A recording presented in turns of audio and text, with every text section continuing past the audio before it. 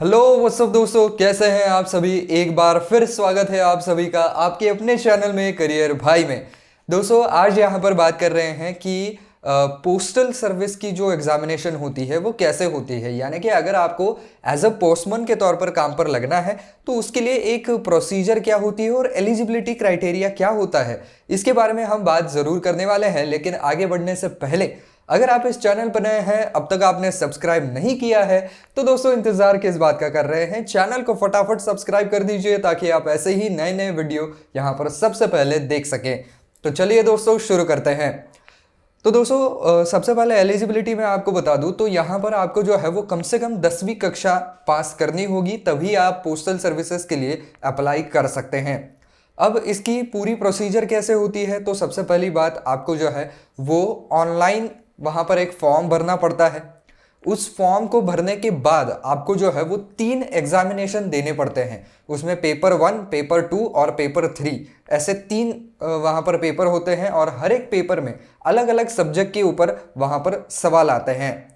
तो ये पूरी प्रोसीजर जो है वो कैसे चलती है इसके बारे में बात कर लेते हैं कि कौन से सब्जेक्ट उसमें आते हैं और पर पेपर कितना समय मिलता है और कितने सवाल आते हैं और उसको मार्क कितने होते हैं।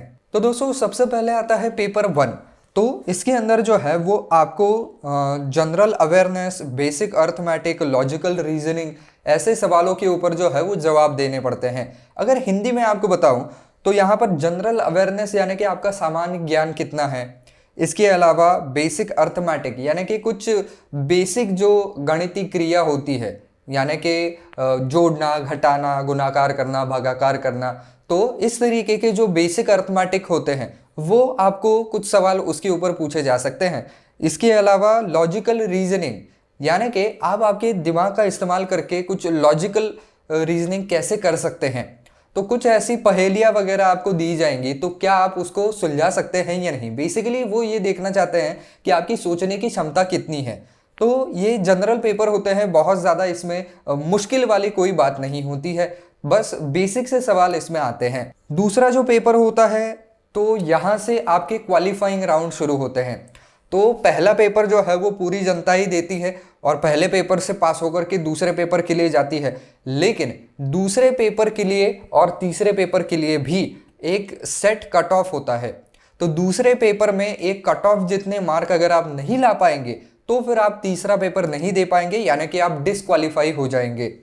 तो यहाँ पर कुछ मार्क आपको लाने पड़ेंगे जिसकी उन्होंने लिमिट सेट कर रखी है। तो मान लीजिए अगर 100 मार्क का पेपर है तो उनमें से कम उन्होंने अगर लिमिट सेट कर रखी है कि 50 मार्क आपको लाने ही लाने हैं, तो 49 मार्क और उससे नीचे के मार्क वाले सारे बच्चे जो है वो अगले राउंड के लिए क्वालिफाई नहीं करेंगे। जो बच्चे 50 मार्क और 50 मार्क से ऊपर के हैं वही बच्चे केवल अगले राउंड में जा सकते हैं। तो दूसरे पेपर में जो है वो यहाँ पर ट्रांसलेशन वगैरह से रिलेटेड ज़्यादा सवाल आते हैं। आपकी लैंग्वेज स्किल्स वहाँ पर देखी जाती है, क्योंकि कई बार ऐसा होता है कि पता जो है वो अंग्रेज़ी में लिखा हुआ होता है, तो अपनी नेटिव लैंग्वेज में उसको ट्रांसलेट करना आना चाहिए या उसको पढ़ना आपको आना चाहिए, जिसकी वजह से आप पता बिल्कुल सही सही पढ़ के सही जगह पर जो भी कोई लेटर है उसको पोस्ट कर देंगे, उसको पहुँचा देंगे। इसके अलावा थर्ड पेपर जो होता है वो डाटा एंट्री से रिलेटेड होता है। तो अब इसकी जो डिटेल्स है वो तो मैं आपको बताने ही वाला हूँ कि कितने सवाल आएंगे और क्या उसमें समय मिलेगा वगैरह ये सारी चीज़ें, लेकिन एक जनरल ओवरव्यू देने के लिए आपको बता रहा हूँ कि यहाँ पर डाटा एंट्री भी ज़रूरी है, क्योंकि आप अगर पोस्टमैन का काम कर रहे हैं तो वहाँ पर कई बार क्लरिकल काम भी वहाँ पर आपको दिया जा सकता है। कंप्यूटर पर बैठ करके भी आपको काम करना पड़ सकता है। जैसे कि कोई अगर शिपमेंट की जा रही है, आपको पता है कि इंडियन पोस्ट में स्पीड पोस्ट वगैरह से कुरियर्स को भेजा जाता है, तो उसको ट्रैक करने के लिए लोगों को सुविधा दी जाती है, तो उसका स्टेटस वगैरह अपलोड करना, इसके लिए डाटा एंट्री भी काम में आती है। इसके अलावा कितने कुरियर्स का बंटवारा हुआ है या कितने लेटर्स का बंटवारा हो चुका है, कितने लेटर डिलीवर हो चुके हैं, इसका भी एक रिकॉर्ड रखा जाता है। तो आजकल ये सब कुछ कंप्यूटराइज हो गया है, इसकी वजह से डाटा एंट्री भी देखा जाता है। अब हम एक एक करके ये जान लेते हैं कि पर पेपर कौन से सवाल यानी कि कौन से सेक्शन के सवाल आएंगे। तो देखिए दोस्तों, पेपर 1 से शुरुआत करते हैं कि ये जो पहला वाला सेक्शन है पेपर 1, तो ये ऑनलाइन लिया जाता है और जितनी वैकेंसी है उसके 4 गुना जो कैंडिडेट्स हैं उनको यहाँ पर रखा जाता है। और यहाँ पर उनकी टेस्ट होती है। तो इसके लिए भी एक सर्टन सम मेरिट वो ज़रूर देखते हैं कि इस पूरे टेस्ट में उन्होंने कैसा परफॉर्मेंस किया है, उसकी बेसिस पर ही आगे बच्चे जाते हैं। फिर दूसरे पेपर में और उसको फिल्टर लग जाता है, फिर तीसरे में और लगता है, और फिर कुछ ही कैंडिडेट बच जाते हैं जिनको फाइनली वहाँ पर नौकरी मिलती है। तो बात हम कर रहे थे कि पेपर 1 में और क्या क्या आ सकता है। तो यहाँ पर बेसिक अर्थमेटिक यानी कि गणितीय क्रियाओं के ऊपर भी मल्टीपल चॉइस क्वेश्चन आएंगे, और इसके लिए आपको 40 सवाल पूछे जाएंगे और हर एक सवाल को 1 मार्क होगा, यानी कि 40 मार्क्स का ये और एक सेक्शन हो गया। इसके बाद आता है रीजनिंग एंड एनालिटिकल एबिलिटी। इसके भी मल्टीपल चॉइस होंगे और 30 सवाल होंगे और 30 ही मार्क इसके अंदर होने वाले हैं। तो वहां पर देखा जाए तो 30 और 30 60 और 40 यानी कि पूरे 100 मार्क का ये पेपर होता है, और इसे सॉल्व करने के लिए आपको 90 मिनट का जो है वो समय दिया जाता है। इसके बाद दोस्तों आता है पेपर 2। तो पेपर 2 थोड़ा सा यहाँ पर ट्रिकी होता है, क्योंकि पेपर 2 में लैंग्वेज से रिलेटेड ज़्यादा सवाल आते हैं। तो उनमें से पहला सेक्शन आएगा translation of words from English to local language, यानी कि कुछ आपको शब्द पूछे जाएंगे जो कि अंग्रेजी में लिखे हुए होंगे, उसका आपको हिंदी में भाषांतर करना है कि भैया इस वर्ड को, इस अल्फाज को हिंदी में क्या कहा जाता है, वो आपको नीचे चूज करना होगा या लिखना होगा। तो ये भी मल्टीपल चॉइस ही है, तो खैर लिखने का कोई इसमें सवाल नहीं आता है, आपको खाली ऑप्शन को चूज करना है, और इससे रिलेटेड आपको 15 सवाल आएंगे और 15 ही मार्क होंगे। इसके बाद आएगा translation of words from local language to English, यानी कि आपकी भाषा से अंग्रेजी भाषा में आपको उसी शब्द को जो है वो भाषांतरित करना है।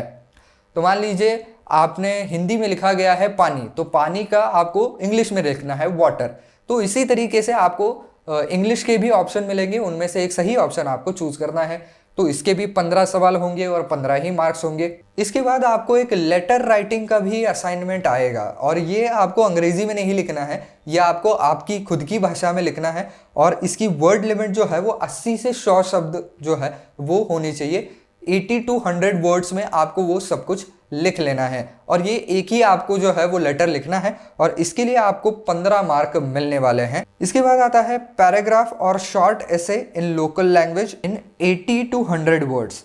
तो अभी हमने लेटर राइटिंग किया, अब आपको पैराग्राफ राइटिंग करना है। तो ये लेटर के फॉर्मेट में नहीं होता है, इसका लिखने का फॉर्मेट थोड़ा सा अलग होता है, लेकिन बाकी सब कुछ सेम ही है, एक ही ये लिखना है, और मार्क भी आपको इसके लिए 15 ही मिलेंगे।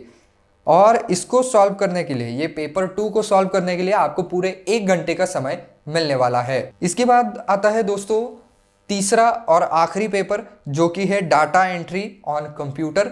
तो इसके लिए उन्होंने शर्त ये रखी है कि आपका जो है वो बिल्कुल सही सही सब कुछ टाइपिंग होना चाहिए, और तकरीबन यहाँ पर जो है वो 20 मिनट के अंदर कम से कम 2000 की डिप्रेशंस होने चाहिए। तो की डिप्रेशंस, इसका मतलब क्या है कि 20 मिनट के अंदर कम से कम 2000 बार यहाँ पर आपको कीज दबानी पड़ेंगी, तभी आप उस पैराग्राफ को जो है या जो भी कोई डाटा आपको फीड करने के लिए दिया गया है वो कंप्लीट कर पाएंगे। तो यहाँ पर आपको एक ही ये सवाल आएगा, और इसके लिए 40 मार्क यहाँ पर दिए जाएंगे, और समय जैसा मैंने पहले कहा कि 20 मिनट का होने वाला है।